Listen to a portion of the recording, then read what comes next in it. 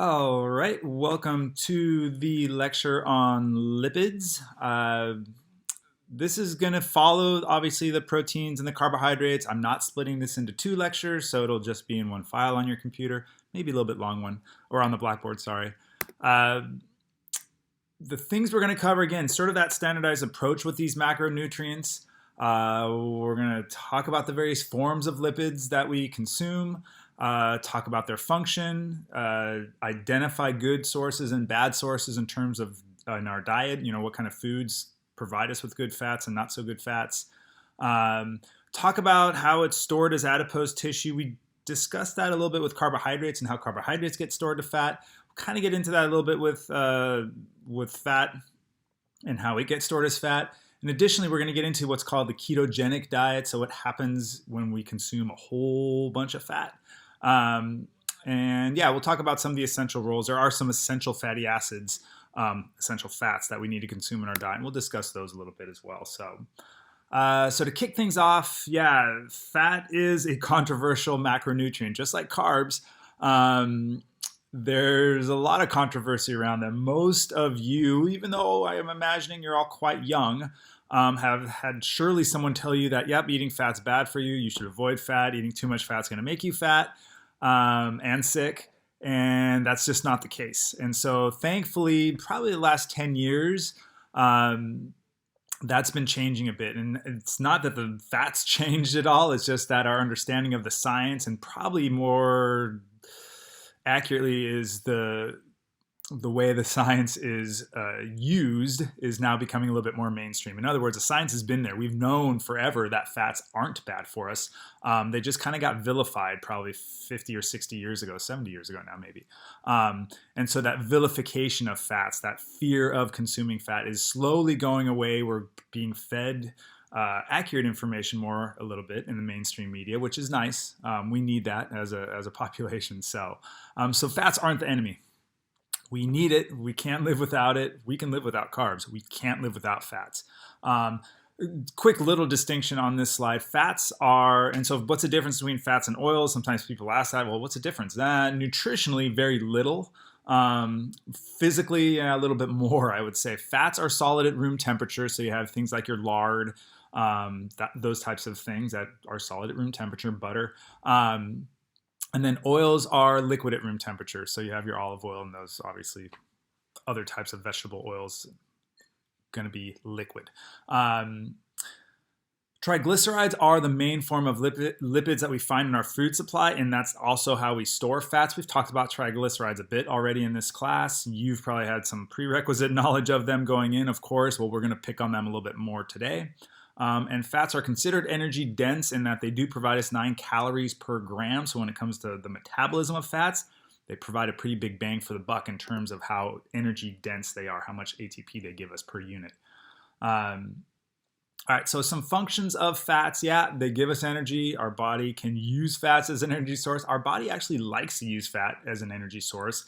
Just maybe sometimes the more unfortunate thing is it likes to use carbs more.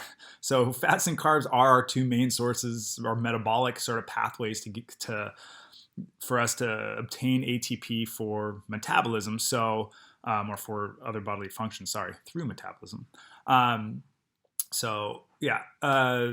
The functions of fats, they also provide us what are called essential fatty acids. And we'll get into that. There's the omega-3 and the omega-6 fatty acids. We'll define those a little bit later in this talk. They help transport fat-soluble vitamins. So vitamins A, D, E, and K. We haven't talked about the vitamins in this class yet. But those fat-soluble vitamins, they need to be transported with fats. You just consume them without fats available, those vitamins will not get absorbed or transported. So fats play a critical role in the formation of several hormones, as they do in the formation of our cell membrane. So the integrity of our cellular structure is dependent on adequate fat intake, and even more specifically saturated fat intake, as well as for the hormones. So for those of you saturated fat phobics, not always the best idea for health reasons. Consuming fats give us a feeling of fullness or satiety, and so that can be useful in terms of curbing hunger. And they also can taste quite good, as you all know, right? They give us good flavor. They have a mouthfeel. Fats, because of their consistency, because of their physical properties, they will let flavors stay in our mouth longer, or let food stay in our mouth longer so we can taste them longer. So some good properties, right? In terms of fat intake, how much should we be eating? Yeah, okay, kind of like with carbs, controversial. And one thing, and I haven't emphasized this enough in this class, and this is sort of a tangent, I don't tell you what to eat in this class. That is not my intention ever. My goal is to inform you, to hopefully help you have the tools to make smart decisions on what you think is best for you. And so really, yeah, food choices in terms of where food came from, that should become pretty obvious through this class. What you choose to eat, though, that's more up to you. And so when it comes to fat, just like with carbs, really, there's a whole spectrum. There's some people, and I'll just say full disclosure at this point, I'm on a high-fat diet. I eat about 75, 80% fat in my diet. That works for me. It definitely doesn't work for everybody. And so there's a whole spectrum. There's some people who just are great on low-fat diets. 20% fat, yeah, that's perfect for them. So it really depends on you as an individual, just like it does with carbohydrates. How much fat do we need to at least maintain a minimum level of health to be able to thrive? I would argue in the neighborhood of 20%, 15, 20%, right? There's people who do less than 10% fat diets, and they can be okay and they can do all right with them, but fats are pretty important, as you'll get from this discussion. And so I'm saying 20% or more, I think would be ideal. The government recommends 20 to 35%. They say do not consume more than 35%. Our government's still convinced that fat consumption leads to gaining body fat and also leads to heart disease. And those are two things that have been pretty well disproven.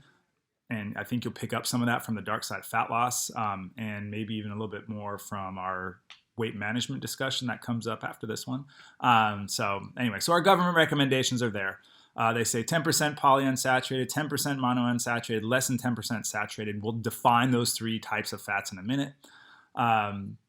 In terms of fat intake, there's a class of fats called trans fats, and trans fats happen both in nature and they also happen in the laboratory or in food processing facilities.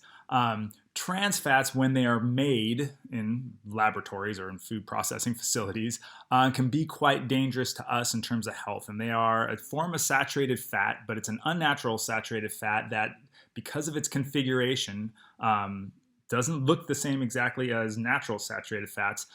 This type of fat, the trans fats, are much more likely to increase our risk for cardiovascular disease. And so this is one of the very few types of nutrients, classes of nutrients, I guess, subcategories, where everyone kind of agrees. Like, there's almost no literature out there of people saying, yes, you should eat more trans fats. It's like everybody agrees on the trans fat. So that's a takeaway. Like, hey, the one thing that nutritionists across the board agree on is do not consume trans fats. They don't do you any good. This next bullet is still somewhat controversial, but I'm going to argue. I'll present my argument a little bit later, but I'm also very much of the belief that most vegetable oils are also quite unhealthy, and I'll provide my argument in a few slides. Vegetable oils, we're talking corn oil, soy oil, canola, those types of oils. And we'll get into that. In general terms, the good fats, as you'd imagine, right? We're using the dark side of fat loss as a complementary book to this class, so it's going to be the natural stuff, right? If you've gotten to the JERF chapter in the dark side, it is coming from real foods. So fat found naturally in things like avocados, good dairy, good fish, good meats, nuts. That's where we're finding fats naturally, and that's where we should be obtaining them as much as possible. Okay, so let's get into defining the types of fats in our diet. And there's multiple types. There's triglycerides, there's sterols and steroids, there's phospholipids and glycolipids. We're really just going to talk about the triglycerides in this class. They are the most common by far of the types of fats that we consume, and our body can actually make them if needed. So we're going to talk about those in this class, but just be mindful that those other types do exist. And Fink touches on them briefly. Okay, so triglycerides. We've touched on triglycerides quite a bit, not so much in a nutritional context, but in a digestion and metabolism way. But just to review, triglycerides are composed of three fatty acid molecules. And the fatty acid molecule, there's one right down here. This is a fatty acid molecule is essentially a really long chain of carbons. And they can be, I think, anywhere from 6 to 8 carbons in length for a long chain fatty acid up to, I think, 24 or 26, somewhere in that zone. And so there's three of these fatty acids that are attached to a glycerol molecule. And a glycerol molecule is right here. And glycerol, for those of you that pay attention to other molecules in their structure, glycerol is essentially half of a glucose molecule. So ultimately, and I think we touched on it in the metabolism talk a little bit, when we break triglycerides down and that glycerol gets freed, it can actually go into the second half of glycolysis and give us some ATP, 19 to be specific, right? Through that second phase of glycolysis. So that's a triglyceride molecule, glycerol with three fatty acids hanging off of it. The fatty acids have there are three different types of fatty acids, and it's always going to be the same type of fatty acid attached to the glycerol. But there are three different types that exist. One is saturated, the other is monounsaturated, and the third is polyunsaturated. And the difference between these, if we go back and look at this structure of a fatty acid, the difference between the saturated, the monounsaturated, and polyunsaturated is the presence of a double bond connecting two of the carbons in the molecule itself, which means there's basically some hydrogen missing. So a saturated fatty acid does not have any double bonds in it, right? So all the carbons are completely saturated with hydrogen. A monounsaturated fatty acid is missing a hydrogen atom in one region, which means there's one double bond connecting carbons. And a polyunsaturated fatty acid has two or more of those double bonds, or two or more missing hydrogen atoms. A little bit small graphic, but we have the saturated, monounsaturated, and polyunsaturated fatty acids represented here. And if you can see close enough, right, this is stearic acid, this is oleic acid, and this is linoleic acid. The stearic acid has all these carbons. 18 means it's a 18 carbon fatty acid. All 18 carbons are linked with single bonds because they're all saturated with hydrogen. This bond doesn't count. The oleic acid, you'll notice right here in the middle, there is a double bond. And so that would be considered a monounsaturated fatty acid. 18 carbons also in this fatty acid. This one means that there's one double bond or one missing hydrogen. And then linoleic acid, also an 18 carbon fatty acid. The two means that there's two missing hydrogen or two double bonds, and that's what makes it a polyunsaturated fatty acid. One other thing to note, you'll notice on the far end here that they have these omega designations. The omega end of a fatty acid is this carbon with the three hydrogens surrounding it, not that carbon. And we can name a fatty acid based on its omega structure. And so a monounsaturated fatty acid, like oleic acid, it has a double bond at the 9th carbon, and so we call that an omega-9 fatty acid. The linoleic acid has double bonds at both the 6th and 9th carbon, and so we will name this an omega-6 fatty acid, and we name it based on the first carbon that has the double bond. And so later on, when we start talking about essential fatty acids, we're going to talk about omega-3s and omega-6 fatty acids. These are our two essential fatty acids. And so just from a visual standpoint and maybe more of an explanatory standpoint, that's where the omega name comes from, where that double bond exists. The body can't make double bonds before the 9th carbon. And so this omega-6s and omega-3s, we have to consume them. That's what makes them essential. Omega-9s, yeah, they're there and we need them, but our body can make the double bonds at that point. So here's a little graphic. Again, apologize for the small text, so just get close to your computer. It identifies fats and oils high in the different types of those saturated, fatty acids. So we have saturated, monounsaturated, and polyunsaturated. So this first graphic just identifies, yeah, these are foods high in saturated fat: coconut oil, butter, palm oil, lard or beef fat. You may or may not eat a lot of these. Again, when it comes to the vilification of fats, it has been saturated fats for the last half century plus that has been vilified the most. And so avoiding things like butter, that's where margarine came from initially, right? It's like, oh, butter is so bad for you because it's so high in saturated fat. Let's take margarine. Maybe we can make it out of canola oil, which has very, very little saturated fatty acids. We hydrogenate it, so we add hydrogens to the fatty acids, which breaks those double bonds, makes canola oil a saturated fatty acid and therefore solid at room temperature. And we get margarine made from canola oil, full of trans fats, right? And so we have, or they used to be, they've gotten better with the processing of them, but still, that's where margarine came from, this idea that butter was bad because of all the saturated fat. And so they started to make fake butter from vegetable oils. This middle graphic is fats and oils high in monounsaturated fats. Olive oil is one of them. Monounsaturated fats are anti-inflammatory in nature, which is nice. And so we have that benefit with some of these vegetable oils. And I know I said don't consume vegetable oils, and I'm going to stick to that. Olive oil is an exception, as is coconut oil. Again, we'll talk about that later, but the rest of these, please just avoid them. But we have these oils, they are high in monounsaturated fatty acids. And then we have this bottom graphic. These are fats and oils high in polyunsaturated fatty acids. And I would say without hesitation, don't touch any of those. So we'll move on. So let's talk a little bit more about saturated fat, because I've already said, yeah, it's not the enemy. It's been vilified unnecessarily. Here are some of the functions, some of the benefits of consuming saturated fat. And again, this is a product that we've been told, especially in my lifetime, and I don't know how old you guys are. I'm assuming you're typical college age students, right? But in my lifetime, yeah, probably the first 30 plus years, avoid fat at all costs, cut it off of food, eat low fat dairy, all that kind of stuff. Well, this is what I was missing out on.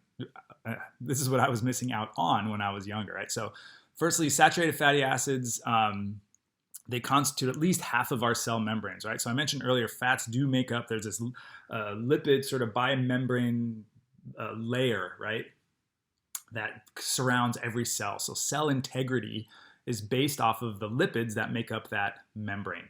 Well, half of that comes from saturated fats. So as you can imagine, individuals who don't get enough saturated fats can start to see issues associated with the integrity of our cells starting to fail, and that could be multiple sort of consequences.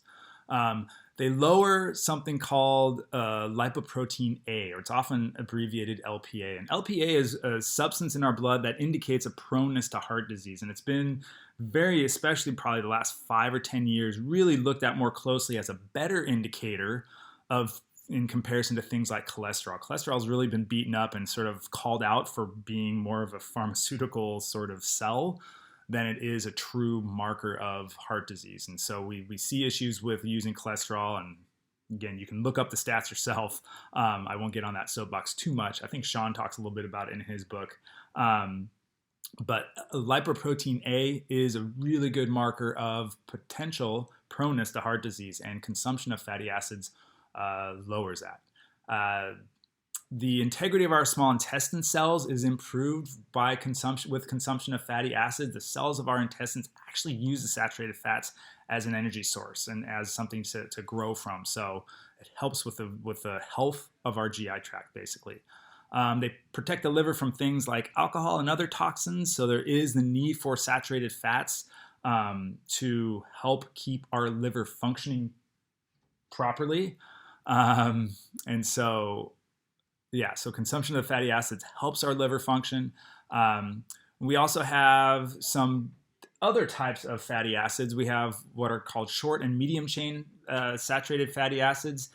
A little bit different than the typical ones. They have a much shorter length, these fatty acids, less carbons, but they have really important antimicrobial properties, and so they can actually be used as like an antibacterial type of food. And so coconut oil, you'll often hear having that property. There's a lot of good resources out there.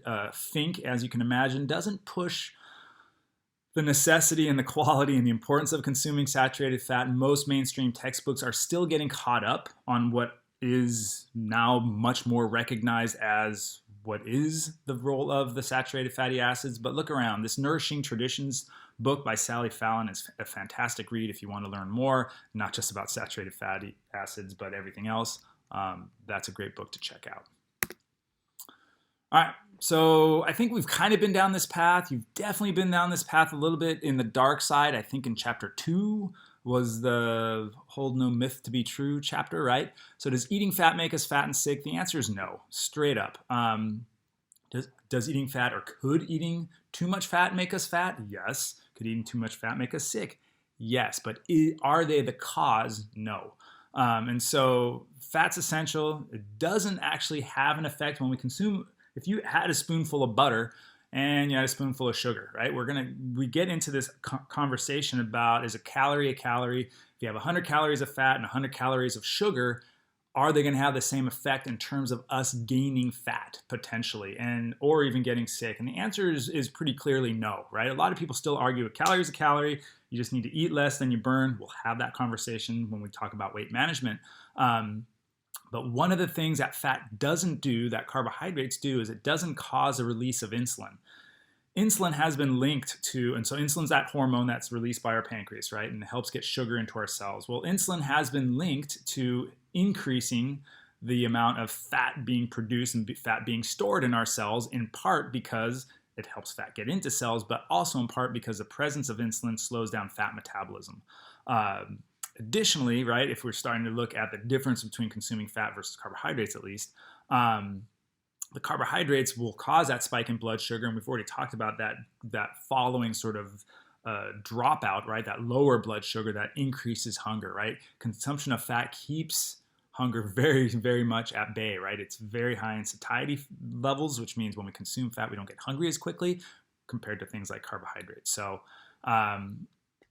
so the lack of the effect on insulin is important and does distinguish, or I think separate, the effect of consuming fat as opposed to consuming carbohydrates when we start to look at what makes us fat and what makes us sick.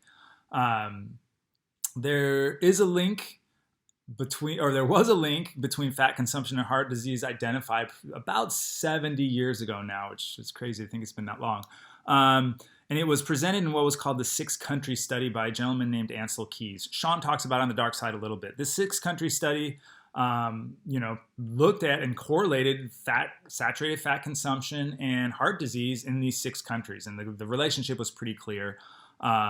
Everyone kind of freaked out and said, wow, you've now proven why we're getting fat and sick. It's because these countries, they're consuming too much saturated fat. They have high rates of heart disease, therefore, and they have high rates of obesity. So it's the saturated fat that's really making us fat and sick. That study was pretty thoroughly, I'd say, debunked, or at least its strength of results was minimized by some changes, or some deception, maybe it was better to say, in the methods that Dr. Keys used. He actually studied 22 countries, and when those countries were included in the mix, the relationship kind of disappeared. Additionally, the 6-country study didn't actually look at saturated fat consumed. It only looked at saturated fat available in those countries, which can be a very different thing. So moving on, there's also some of those examples, and I think this was chapter 3 in the dark side, Do What Healthy People Do. Must have been chapter 3, maybe it's chapter 4. And where Sean talks about the work of Weston Price, right? And we look at traditional cultures around the world, and we have examples of individuals thriving on high-fat diets, right? And so, is it that these people are just different than everyone else, or is it that, no, it's not saturated fat that's making us fat and sick, it must be something else? And so those cultural traditional examples provide a lot of powerful evidence to say, yeah, it isn't fat specifically. So saturated fat does increase our HDL cholesterol, our high density lipoprotein. That's a very good form of cholesterol that we want to have increased. And so in terms of relationship between saturated fat consumption and heart disease, it's actually good for it in that measure. So the answer to, does eating fat make us fat and sick? The answer is no.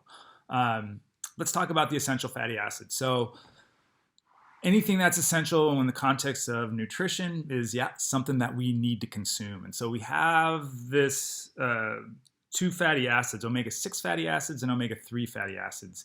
These are considered essential. Like I mentioned earlier, our body can't make the double bond before the ninth carbon. And so therefore, these omega-6 and omega-3 fatty acids, which have specific functions in our body, right?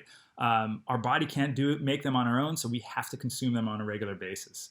Some of the functions, and they're widespread, the functions of these essential fatty acids. We really typically just focus on two of their functions, which means we typically ignore all the ones on the bottom of this slide. So these essential fatty acids, yeah, they play a role in immune function, vision, cell membrane integrity, and production of hormones. So we can't ignore those. But the two main things people look at, and we've already discussed this, so we can skip past that. The two main things that people talk about when we get into omega-3 and omega-6 fatty acids is their inflammatory effect. Are they anti-inflammatory or are they pro-inflammatory? So let's talk about the omega-3 fatty acids first. And so the omega-3 fatty acids, there's three main forms.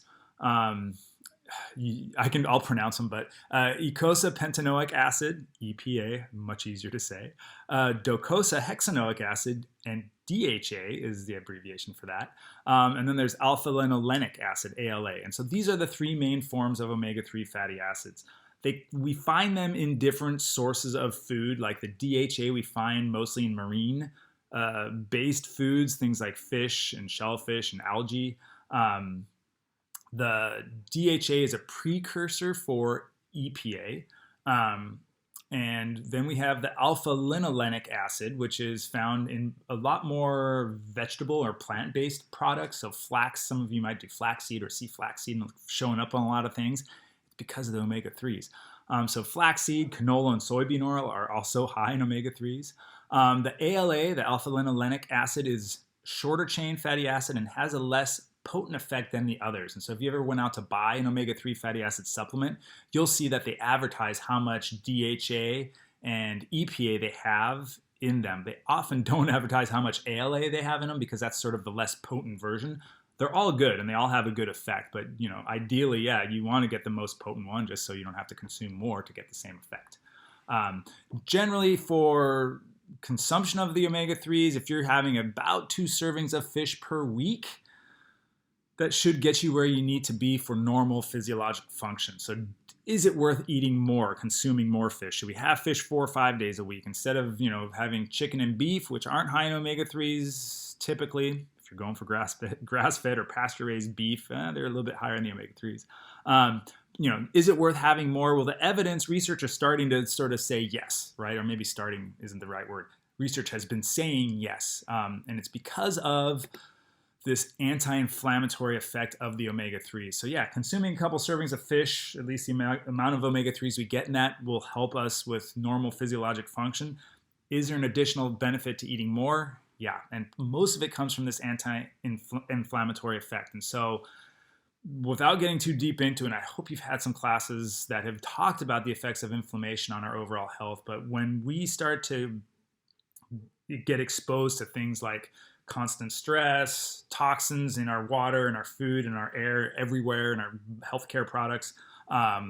We get, other exposure to other things like lack of sleep, all these different things, even over-exercising, right? All these things have a pro-inflammatory effect, which it causes an immune response. And that immune response and that inflammation in combination over time can lead to systems failing and can lead to disease. And so it's become really, in the probably last 15 years, right, at least, that this focus on, inflammation is causing us to get sick. Things like cardiovascular disease and diabetes, two of the biggest killers of people in our country, these are conditions based on an inflammatory response of our bodies. So minimizing inflammation has become really important to helping maximize health. And so there's been a lot of focus on anti-inflammatory practices, de-stressing, eating cleaner diets, exercising right, not over-exercising, that kind of stuff. And so with that came the discovery that, omega-3s are very anti-inflammatory. And so I'm not going to get into too much more on this slide because I've kind of covered it. Why are we consuming more? Because of that anti-inflammatory effect. The omega-6s, conversely, these are also essential. Linoleic acid is the primary form of omega-6s. We find it in vegetable oils also. So, even like canola oil will have both omega-3s and omega-6s. Um, the challenge with omega-6s in our food supply is they're everywhere. That middle bullet here, high amounts are found in corn. And so the omega-6s are high in plant-based products. Nuts are ridiculously high in omega-6s. Corn, also ridiculously high. If you've ever watched the movie Food Inc., there's a couple others out there. They kind of connect the dots in our food supply, and it kind of all boils down to everything at one point that we eat was corn, right? I mean, they go through these cornfields and they're like, oh yeah, well they use corn to raise the chickens, which, then obviously the chickens are all full of corn. They raise cows on corn, they raise pigs on corn. Everything at some point, at one point, was corn, which means we're consuming a whole bunch of omega-6s in our food supply. We don't need that much. It's kind of like the omega-3s. You don't need much to satisfy our need. And then the challenge with the omega-6s is that they are called pro-inflammatory. So when we consume the omega-6s, they have an inflammatory nature, which is good. We need that, right? And inflammation is part of our immune system's response to invaders. We have to be able to have that immune response, but too much of it is too much of it. So, so we typically consume far too much omega-6s and not enough omega-3s in our food supply. Sean talks about the N6 ratio in his book. I don't remember what chapter. But it's one we've covered at this point. And so this N6 ratio is the ratio of omega-6s to omega-3s in our diet. And it used to be, and especially if we ate real food and we went back a couple hundred years and just ate what was available to us, ratio is close to 2 to 1, right? Optimum would be a 1 to 1 ratio of the two. So, if it's 2 to 1, that's pretty darn close, right? One of the things that you're doing in your second dietary analysis is looking at your N6 ratio. Look at how much omega-6s you're eating compared to omega-3s. Some of you will be surprised. I think generally, I'd say the average for college nutrition students, I've been doing this for probably about 7 or 8 years, I'd say the average is about 15 to 1 ratio. Some of you might be in the high 20s, which you're going to be like, oh my God, right? And some of you are going to be single digits. Anyone single digits, I'm like, hey, that's pretty good. You're doing a good job.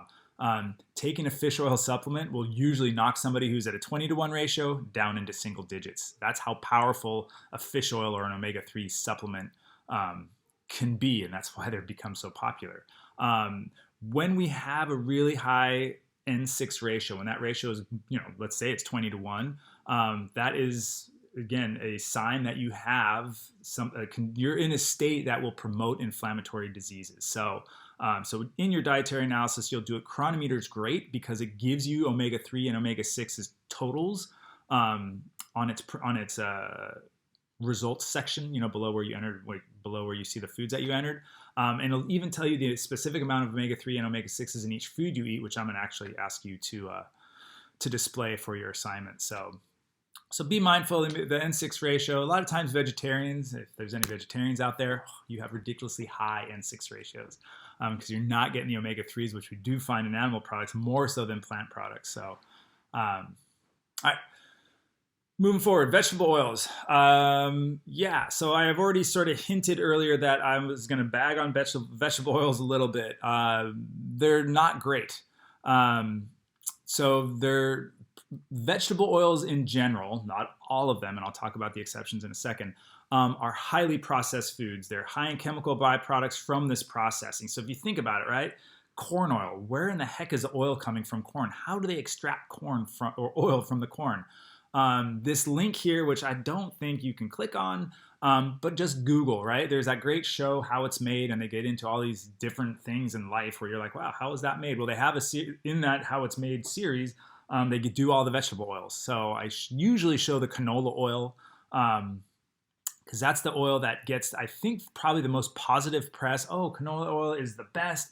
It's the highest in monounsaturated fat. It's the lowest in saturated fat. Use it for everything. Cook with it, use it in salad dressings. And then you watch the video on how it's made and you're like, wow, it needs to be soaked in that bleach stuff for 45 minutes. They need to deodorize it. And what do they do that with? It's like, oh my God, you should not be eating it. It is a frankenfood, right? So that's one of the issues with vegetable oils. Highly processed, I would say toxic is fair to say based on what they do to it before it gets into your body. They're very high in omega-6s, which makes them pro-inflammatory. The long-chain fatty acids in these vegetable oils, and vegetable oils are primarily all long-chain fatty acids. So, 16, 18, 22 carbon length fatty acids.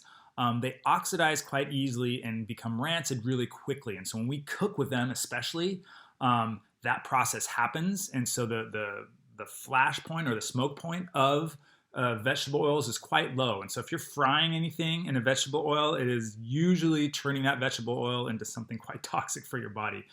So try and avoid that. Or if you're going to cook with the oil, and I'll say this again later, but either use olive oil, which seems to be the best heat tolerant of the vegetable oils, or absolutely use coconut oil. Coconut oil does not behave in any way like vegetable oils.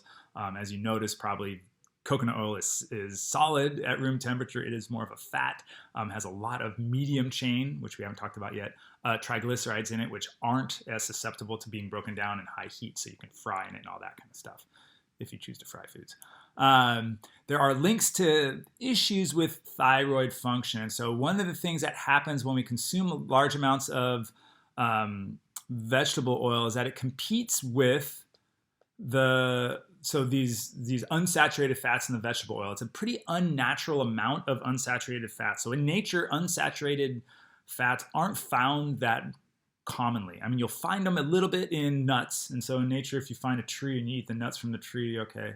But generally in nature, most fats are saturated, generally speaking. And so when we eat high amounts of these vegetable oils, we're getting a whole bunch of these unsaturated fatty acids, and they end up competing for the role that things like saturated fats play. And one of those roles is to help our thyroid function properly. And so the competition between the fats and the unsaturated fatty acids from the vegetable oil basically outpacing or blocking out the role of the saturated fats will decrease thyroid function. And hypothyroidism or adrenal fatigue is also sort of in that spectrum, has become a pretty big deal over the last several years, and a lot of discussions and a lot of publications talking about its causes, and a lot of the discussions sort of point to overconsumption of things like vegetable oils at the heart of it. Yeah, this slide should have come much earlier, but we'll still talk about it. The hydrogenation of oils. And so I mentioned much earlier, like, oh yeah, how do we get margarine? How do we get these trans fats? Well, it's a process called hydrogenation. And so on this screen, at least in the graphic, you'll see, yeah, we got some vegetable oils there. It looks like some Wesson oil. I don't know what the other oil is. If we take those unsaturated fats and we force hydrogen into those fatty acids to break those double bonds and then saturate the carbons with hydrogen to make them solid at room temperature, to make them a fat, that's a process called hydrogenation. And that is where and how we create trans fats. And like I mentioned earlier, this is one of those areas where it's like, yeah, you just avoid them. You don't want to eat the trans fats. Food products are advertised and they'll put on the label, no trans fats. That's usually on food products that used to have trans fats. And there are some margarines out now that claim to not have trans fats. Don't eat margarine. Just eat real butter, please. So unless you have an allergy of some sort.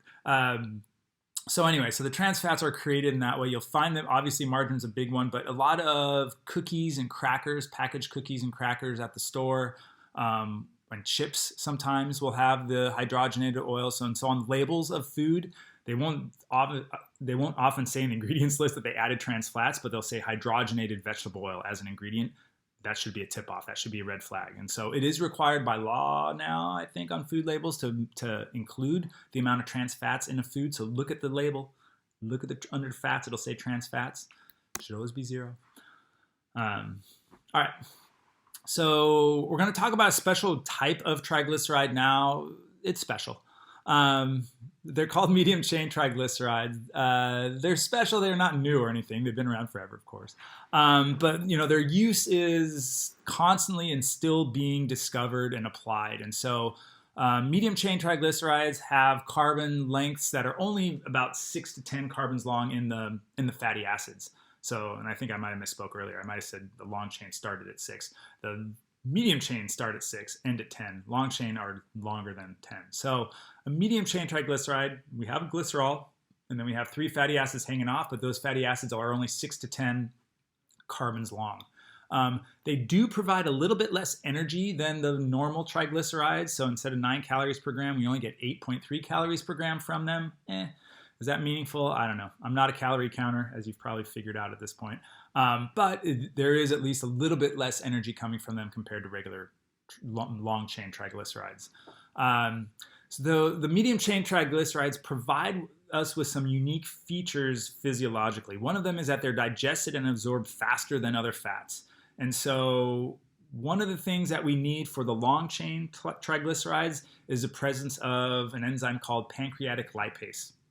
As its name implies, this is a lipase, so it's breaks down fats. Pancreatic means it comes from the pancreas. So this is the enzyme that the pancreas secretes into the duodenum, into the small intestine, that helps us break down fats to help the fats passively diffuse across the membrane of the small intestine. These medium chain triglycerides, they don't need it. Because of their length, they're shorter. The small intestine lining is like, hey, you're good to cross as is. And so they get absorbed more quickly. So when we consume them, they get into our blood more quickly. Secondly, once they're absorbed, they're more likely to go straight to the liver via the portal vein, as opposed to entering the blood as a chylomicron. And so that is actually a difference, and I was misspeaking a little bit earlier. They don't go absorb straight into the blood. They will most likely go straight to the liver. And so these medium chain triglycerides, we consume them. They don't increase the amount of chylomicrons that get secreted into our blood. Chylomicrons can cause problems, which we don't get into in this class, but that's a good thing that they bypass being transported as part of a chylomicron. And then once they are in our bodies and available, they do not rely on what's called the carnitine shuttle to get shuttled into the mitochondria for beta oxidation. So if you recall way back to our metabolism talk, talked a little bit about how fats get into the mitochondria, and they rely on this process called the carnitine shuttle. I think I might have talked about the carnitine shuttle a little bit in the protein talk too, right? The carnitine shuttle, carnitine is an amino acid that plays a critical role in getting these fatty acids into the mitochondria so they can go through beta oxidation, give us all that awesome acetyl-CoA and ultimately all that ATP. So when we consume medium chain triglycerides, and that bullet or the text at the bottom there in red, it results in fast release of energy, ATP, and or ketone production. And so one thing that's also not really mentioned here is that medium chain triglycerides are very unwilling to be stored as fat, right? The length of the fatty acids on them, because they have this medium length, the body doesn't know what to do with them. So if a medium chain triglyceride enters a fat cell, and it would have to get broken down by lipoprotein lipase, then you have these awkwardly long fatty acids going into the fat cell. The body doesn't really have a way to add the carbons to that, as opposed to just taking a long chain fatty acid, letting it enter, and then just reassembling the triglyceride from it. And so when we consume medium chain triglycerides, they typically just get metabolized, and so the body will use them for energy. And if it does try and store them as fat, it's a very costly process. So so the consumption of medium chain triglycerides has been linked or has been used by people trying to manage weight for several years. For a while, they're trying to use it as an ergogenic aid, and so you'd see these MCT oils being part of sports supplements, like, oh yeah, drink this MCT oil before you work out. You're going to have all this great energy, because it does get absorbed quickly and has the potential to provide us with energy. But what people found out is that if you're consuming these medium chain triglycerides, these MCT oils, before exercise, they can cause quite a bit of gastric upset, because you have to consume them in high enough amounts to really give you the potential for that energy, and it ends up just being a fat bomb while you exercise, and that's usually not a good thing, because they are still quite slow to leave the stomach. So once they get in the intestines, everything's sped up, but leaving the stomach, So their role, though, in the use of weight loss. So when we consume them, like I mentioned, because they're less likely to be stored as fat, even in the presence of insulin, they will increase fat metabolism. So consuming something with MCT or MCTs in it, because they're reluctant to be stored as fat, the body feels somewhat obligated to get rid of them. We don't want to pee them out. We can't poop them out when we could. But if they've already left the intestines, we can't poop them out anymore. So the body will just increase fat metabolism to help burn through this extra energy that's floating around. So Where do we find it? Well, we find it in some natural products. Coconut oil is probably your best source, and that's probably it is not just probably, it is one of the reasons why coconut oil has become so much more popular over the last several years. You've seen it out, you see it everywhere now, right? It used to not even be existent. Now you're like, coconut oil, Trader Joe's has like 5 different versions. One of the reasons is because of its role as a potential, for weight loss. It's great to cook with. It has antimicrobial properties, all that other good stuff, right? Those other products there, palm kernel oil, dairy products. They also contain the MCTs. There are some MCT oil products available if you go to your supplement store, wherever you like to go. Personally, not a big fan. As you can imagine, I'm more of a real foodie, and so those to me are not too much different than a sort of canola corn oil kind of thing. It's like, how did you get the oils from those products? So I'm a big fan of the coconut oil. If you're going to go MCTs, coconut oil is it for me. Everyone can choose. All right, so we're gonna talk about something called ketones. In the world of dieting and fat, ketones and ketogenic diets and ketosis, these are all words associated in some way or another with fats. And so we're gonna have this conversation about ketones and also about ketogenic diets now. So first, when we are using fat metabolism to meet our energy needs at a high rate, which means we're breaking down a whole bunch of fat, the production of something called a ketone body occurs. And ketones are pretty simple to understand. When we are breaking down fats at a really high rate, let's say you've stopped eating carbs, no carbs in your body, you have none stored anymore, your body's like, all right, I'm okay with that. Let's just start burning fat. And your body will do that. As it's burning fat, and you hopefully can recall, because we've even touched on it a little bit today, when we're burning fat, the beta oxidation process, that cycle, is taking the fatty acids and chopping off 2 carbon fragments of those fatty acids. That's what beta oxidation does. And each of those little 2 carbon fragments turns into a molecule called acetyl-CoA. And hopefully you remember acetyl-CoA back from our discussion a few weeks ago. Acetyl-CoA is awesome. It goes into the Krebs cycle. It gives us a whole bunch of ATP and NADHs that give us ATP ultimately, right? So when we're relying on fat breakdown for energy, a lot of acetyl-CoA is being formed. And if we're not doing much, right? If we're not exercising and don't need that acetyl-CoA to go through the Krebs cycle and electron transport chain, we get a buildup of acetyl-CoA. And that a buildup of acetyl-CoA leads to the formation of called a ketone. And a ketone body, there's 3 forms, we'll talk about them in a second, but a ketone body is essentially 2 acetyl-CoAs joined together. So it's a 4-carbon structure for the most part, and just the way our body deals with too much of this acetyl-CoA being formed. So once a ketone body is formed, they're pretty awesome, right? Our brain can use them. So our brain can only use glucose as energy, or it can use ketones. Our muscles can use glucose, or they can use ketones. And so the formation of these ketones, and everybody forms them. Even if you eat a high carbohydrate diet, your body's still producing very, very, very low levels of ketones. But it's in situations where you're really either starving or on a low carbohydrate diet where ketone production gets really, really high. Diabetics can also get in ketosis because their body's not taking in any glucose, and so the cells have to rely on fat breakdown even if the individual's eating carbohydrates. So back to this slide. So large amounts of this acetyl-CoA, they accumulate. When they combine, first they form something called acetoacetyl-CoA. That's a ketone body. The acetyl-CoA hydrolyzes to acetoacetate, also a ketone body. And then, the acetoacetate is the first ketone. The acetyl-CoA isn't a ketone yet, my bad. Once it hydrolyzes, it becomes acetoacetate. That's a ketone body. The acetoacetate gets broken down or reduces into something called beta hydroxybutyrate, or BHB. That's our second ketone. And then finally, if the BHB loses a carbon dioxide, if it loses one of its carbon, which is kind of bad, it forms something called acetone, and that's also a ketone.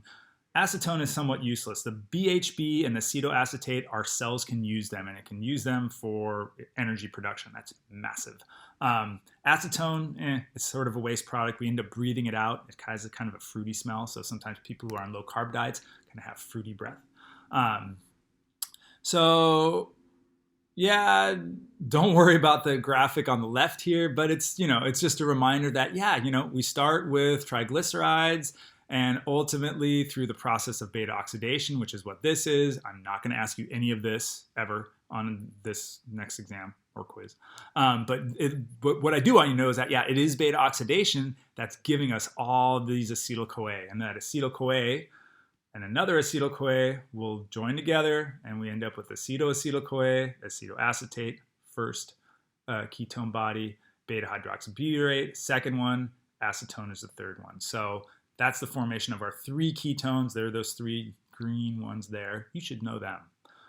The details on the beta oxidation, not so much. So a state of ketosis. So ketosis is a condition where we have a high amount of ketones being produced.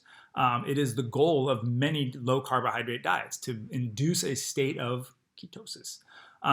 Three conditions can lead to it. You should know these as well. Diabetes, diets high in fat and low in carbohydrates. And I should take those parentheses away because they almost indicate that being low in carbs is secondary. It isn't. The diet needs to be low in carbs because you can have a high fat diet and a high carb diet kind of together. The presence of carbohydrates will prevent ketosis from occurring in healthy people, or if you're starving.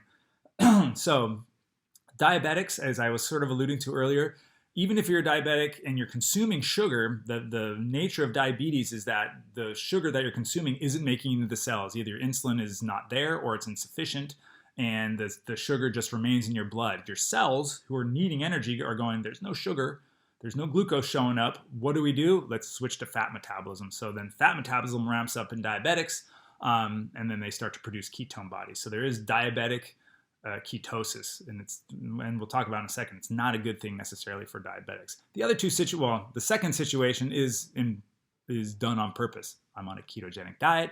I want my body to be on fat burning mode. So there's a condition called ketoacidosis. And so ketones are acidic in nature. And when they start to be produced at high rates, we are at risk for changing the acid-base balance of our body and getting into a state of acidosis. That is not a good thing. And some people who, when they go on a ketogenic diet, will have challenges with controlling that ketosis at the right level.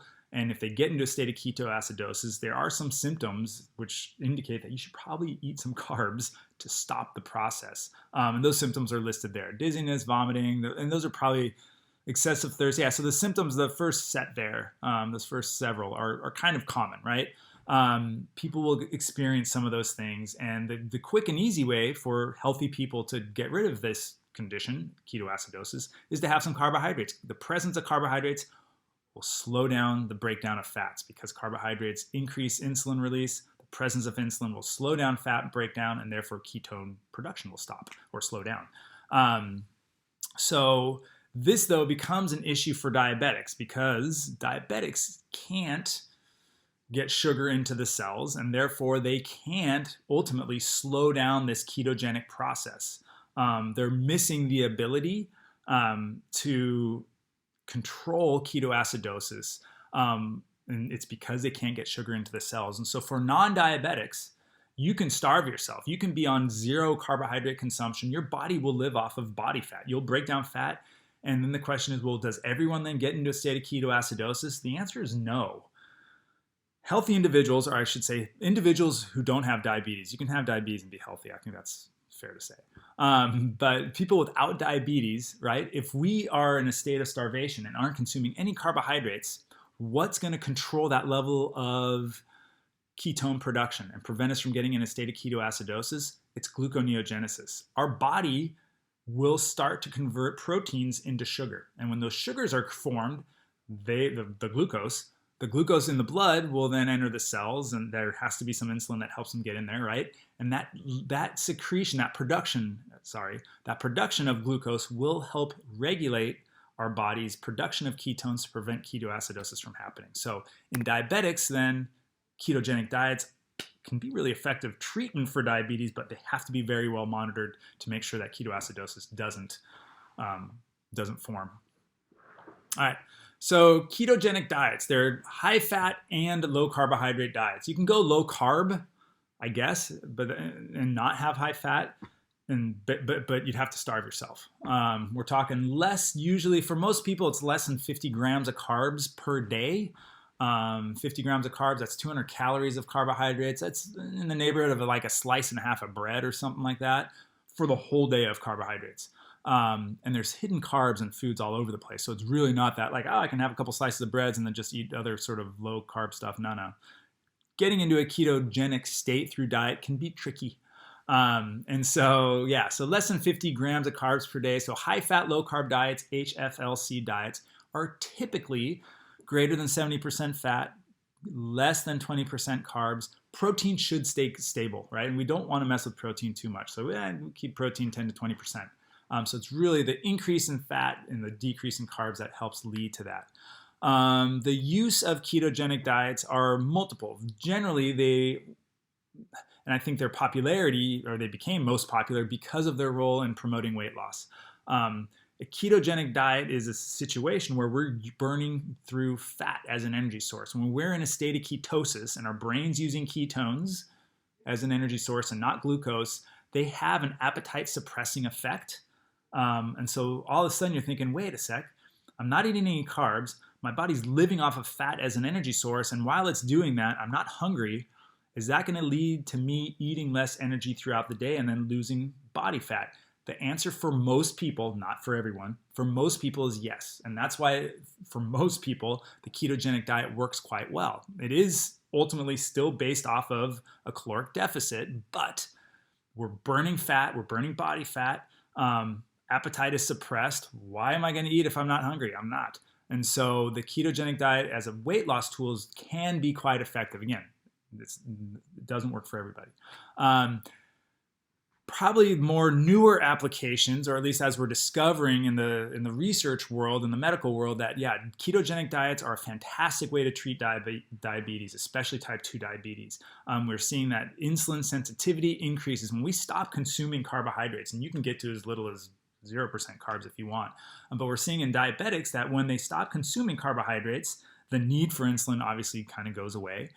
They start to live off of body fat and their diabetes gets under control. They don't have these spikes in blood sugar anymore. The body is not going to make so much blood sugar from gluconeogenesis to give them diabetes. And so they're depriving the body of what it needs to have its disease. So it has been showing a lot of promise looking forward in terms of how we manage diabetes, both type 2 especially, but even in type 1, a little bit of research now. So ketogenic diets have consistently shown individuals to present with higher HDL levels, which is the good cholesterol, and with lower triglycerides. And triglycerides in the blood are quite often the byproduct of the liver producing fat from excess carbohydrate intake. And so if you stop eating the carbs, the liver stops making fat and dumping that fat into the blood, so then it can get delivered to the fat cells and get stored. So we kind of have this improved blood lipid profile, both indications of lesser risk for cardiovascular disease.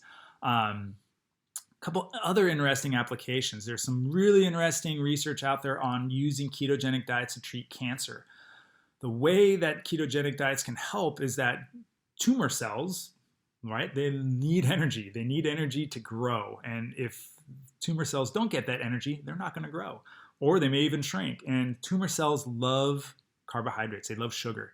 They do not use ketones. And so a ketogenic diet can actually starve tumors. And there's some decent evidence out there of this happening and being applied. The research says, yeah, if you have a ratio of 1-to-1 or greater in favor of ketones to glucose in the blood, that the cancer cells will stop growing. Right, and that's just one article I read. So, but the evidence is out there and the potential is out there, which I think is really exciting.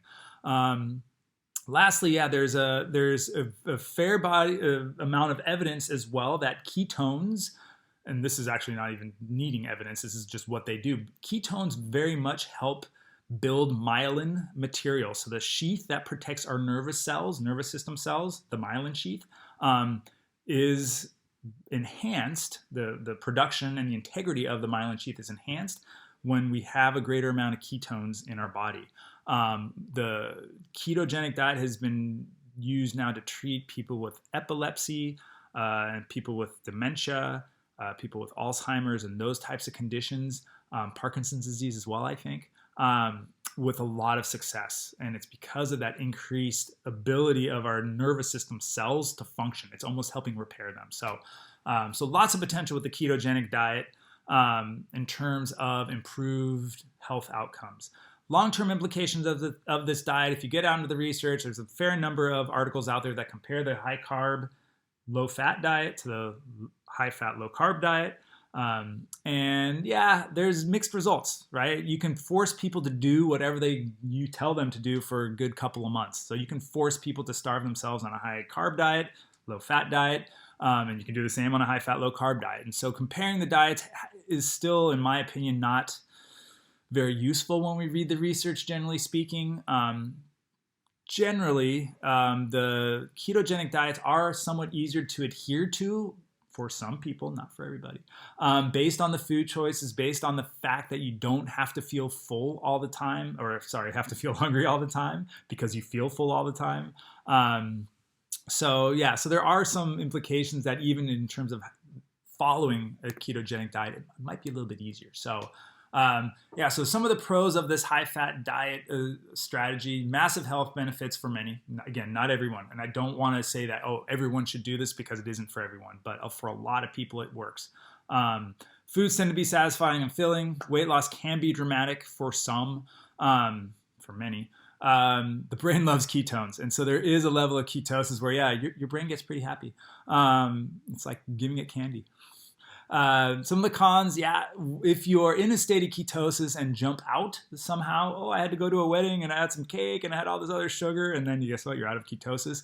Sometimes it's hard to get back into that state. And there is sort of a day or so of what people call the keto flu, which is, you are getting into the state of ketosis. The body's adapting now to producing all these ketones, and you don't feel great for a couple days. So once you leave ketosis and trying to get back in sometimes is difficult. There's an increased need to consume salt. If you think about it, your body's losing a lot of water when it loses carbohydrates. And a lot of the weight loss initially with this type of diet is just water weight, because you're burning through carbohydrates. Carbohydrates demand water be stored with them. If you're flushing carbohydrates from your body, you're flushing water as well. And ultimately that increases the need for us to consume some more salt to help us get some of that water back, because we do need some of it back. So increased need for salt is there. There are some performance implications. If we are in a ketogenic state, what kind of fuel source are we missing to perform high intensity exercise? How likely is it that you could be a soccer player on a keto diet or a basketball player? Probably not the best idea, because if you're out of carbohydrates and you need to rely on something like glycolysis, your high energy system for performance, and your body's like, no, all we got is the oxidative stuff to break down fats, you may not be as successful at your sport as you once were.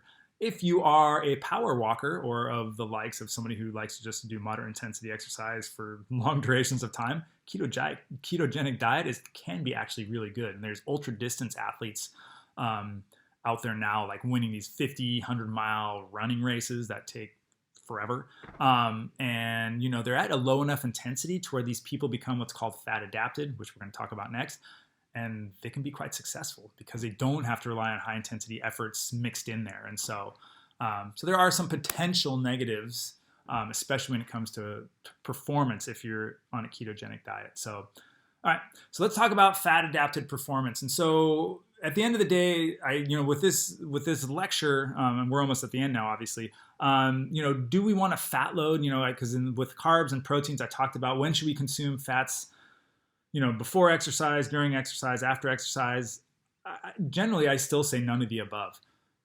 Having fat right before you train, it's going to be sitting in your stomach, most likely, unless it's a very long training session. While we train, should we be consuming fats? The evidence isn't there yet. Again, maybe the medium chain triglycerides have a potential role there, but we've been there before. There are gastric issues associated with the volumes that were suggested, probably are going to prevent people from going back there. And so the use of fat sort of as a pre, during, and post exercise nutrient, not so important. So we're going to just sort of blow by that.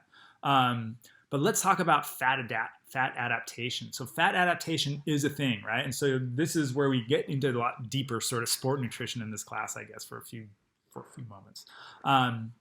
So we have this phenomenon that happens to people when they are on a high fat, low carb diet, that their metabolism gets really, really, really good at breaking down fat. Maybe loses a little bit of its ability to break down carbs because there's never any carbs around to break down. But if you're looking at an athlete who is an endurance athlete and wants to do these long distance types of events that aren't, we're talking 2, 3, 4, 6, 12 hours plus, what fuel source would you want them to use if you had to pick? One that they're going to run out of in 2 hours or less, that would be carbs, or one that they have an unlimited amount to draw on, which would be fat. And so the answer should be, yeah, I want my athlete to be able to use as much fat as possible so they don't have to rely on carbohydrates during their competitions. And so the ketogenic diet has been shown to lead to people being more able to use fat at a higher intensity of exercise, thereby sparing the use of carbohydrates. They call this phenomenon fat adaptation. There's no true definition yet. There's no thresholds. It's like, oh, you can burn this much fat at this intensity. That's not there yet. But what they find is that the longer somebody's in a state of ketosis or in a high fat, low carb diet, and the more they train, the greater their potential is to use fat as an energy source. This is a slide, and I kept it in here just as an example. We're not going to have this discussion, obviously, because this is an online class. I may throw it on the discussion string for the class for you guys to discuss it. But this is, in our face-to-face meetings, it's like, yeah, as a sport nutritionist, how would you respond to a strength athlete? So someone who's doing, maybe even baseball would count. I definitely consider that not an endurance sport, right? So a strength athlete wanted to adopt a high-fat, low-carb diet. So if you had a baseball player, let's say you had a third baseman come to you and go, hey, I'm going to go high-fat, low-carb. I heard it's pretty good stuff. What would you tell them? What would you tell a baseball player who wants to go high-fat, low-carb? What if it was an endurance athlete? What would you tell them? And if you think about it, as a nutritionist, put on your sport nutrition hat right now, right?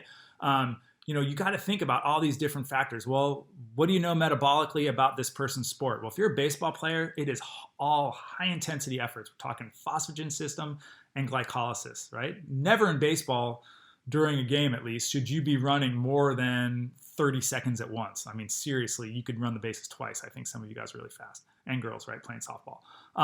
So metabolically, oxidative metabolism is very unimportant for most baseball players. There's arguments for the pitchers that they need to have a little bit more endurance. But so for them to go on for a baseball player to go a high-fat, low-carb diet, they're going to be ignoring their metabolic system, glycolysis, a lot. We don't want that. We don't want our poor baseball player to be suffering because they have no carbohydrates in their body to rely on, right? So as an endurance athlete, yeah, think about the metabolism for endurance. It is oxidative in nature. Is burning fat a preferred fuel source for an endurance individual compared to carbs? Yeah, if they can, do it.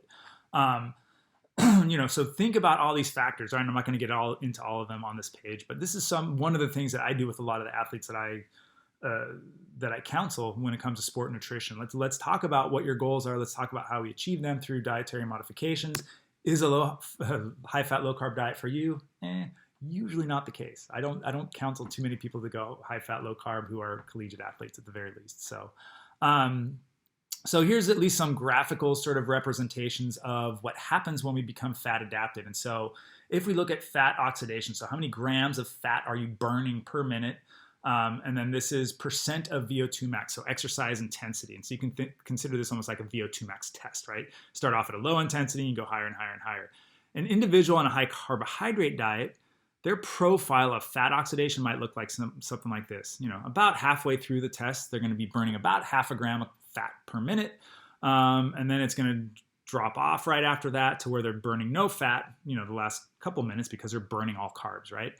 As someone becomes fat adapted, the amount of fat and the point at which their fat oxidation peaks are both increased or improved, right? So at a higher intensity for the low carb diet, so this is a high fat diet, individual, right? They're burning up to a gram and a half sometimes. This is 1.2 grams of fat per minute.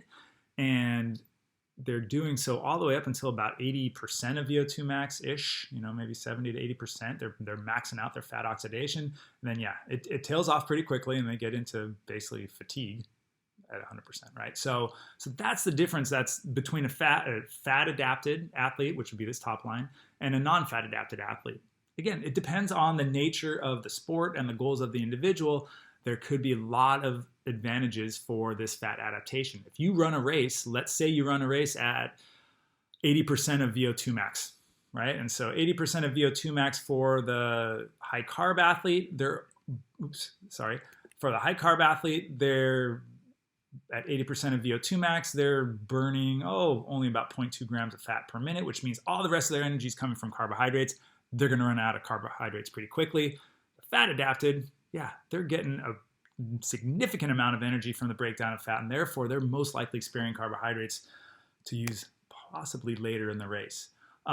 Here's some real data from somebody that I tested in my lab over at St. Mary's, pre and post high-fat diet. And this is somebody who was on a high-fat diet for about 4 years. It's me. And so this is my data before I was on a high-fat diet. So this is my high-carb life, and this is my high-fat life. And I apologize for the jaggedness of this data, but it still represents energy coming from fat. So this is calories from fat instead of grams from fat, but it's the same as the previous slide. And then this is calories coming from fat on my high-carb diet. This is calories coming from fat on a high-fat diet. And so a couple things happened here. So for me, right, my energy coming from fat oxidation almost, doubled at least, right? My peak was somewhere very early during exercise, and there's something called the crossover, in terms of the crossover phenomenon that happens during exercise when you cross over from using primarily fat as an energy source to primarily carbohydrates as an energy source. So when that's 50-50, for those of you that follow along with the respiratory exchange ratio, it's when it's at 0.85. For me, that crossover happened at 75 watts on the bike, which means at 75 watts, I was burning 50% carbs, 50% fat. When I was fat adapted, that crossover happened at 275 watts. So 200 watts higher intensity when I was burning equal amounts of carbohydrates and fat. All indications that if for some crazy reason I'd start to want to compete in a long endurance event, I would be better equipped metabolically to do so. I'm not, and I don't, but this is at least data to show that, what happens in these studies that you see published actually happens to real people. And so fat adaptation for me, then I say, I'm a fat adapted athlete. I burn fat much better than I used to because of my high fat diet. So one other interesting thing to note, and so when it comes to the ketogenic diet, there's interesting research out there that women are more resistant to getting into a state of ketosis. And there's some evidence that proves that, but I'm not fully convinced yet, so I'm not going to share it all with you because it's way too up in the air still. And there's also a fair amount of evidence out there that women, generally speaking, are better fat burners than men are naturally. And so women, and it's fair to say this because the evidence is strong enough, women are naturally better or closer to being fat adapted than men. And there's some cool research out there that compares performance of women compared to men in various types of events. They go from the sprint events and then the longer duration events, even to ultra distance events. And the longer the event gets, in other words, the more reliant we are on fat oxidation as an energy source, the smaller the gap between the men and the women's performances are. So for sprints, men are typically much faster than women. There's no fat being burned for sprints. As we get to ultra distance stuff, because women are better at using fat as an energy source than men, generally speaking, average numbers, right? Individually speaking, you can never do that. They have this potential advantage in ultra distance events compared to the guys. So girls rule, boys drool. All right, that's it on fat. It was a long one, I know, for one file. I'll see you next time.